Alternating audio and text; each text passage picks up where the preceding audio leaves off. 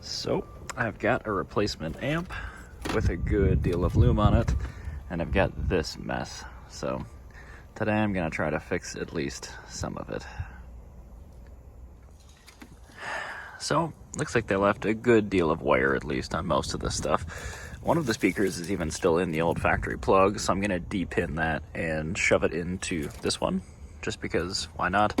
The rest of it I will have to splice in though, which sucks. Since I have so much wire on both ends, I should be able to cut them in a staggering order, just so I don't get quite as much clutter and clump in there. The power wires, so you got white, I think, as trigger, and then obviously switched power and ground for the amp.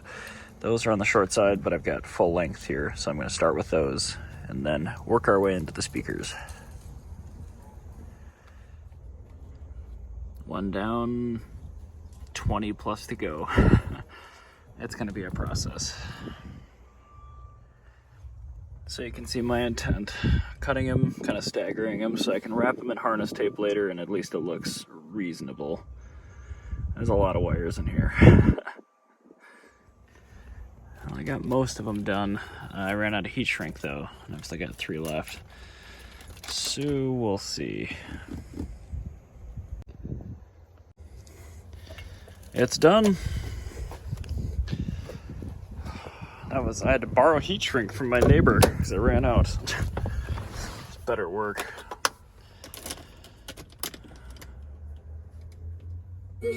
Oh!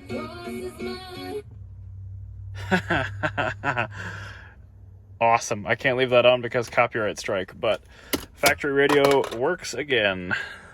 Mint. One step closer to making this car presentable. And actually, don't tell anyone, but I do actually kind of enjoy driving it. Especially because right now, although the weather is beautiful, they salted the roads once, so I really can't take anything else cool out. And the Model S is on winter tires, so I just feel bad beating up on that thing. So anyway, the radio works. Awesome. Time to go harness tape that thing up. And throw away all the rest of the loose wiring. Good God.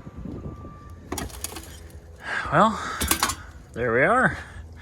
Now I just have to mount the bracket up there, get those ties back in, and it'll look pretty good, I think. Got her done. Hell yeah.